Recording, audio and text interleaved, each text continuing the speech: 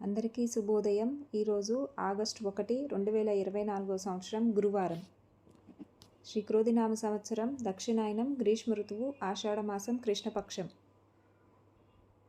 సూర్యోదయ సమయం ఉదయం 5:59, సూర్యాస్తమయం సాయంత్రం 6:45. తిథి ద్వాదశి మధ్యాహ్నం 3:29 వరకు, తదుపరి త్రయోదశి.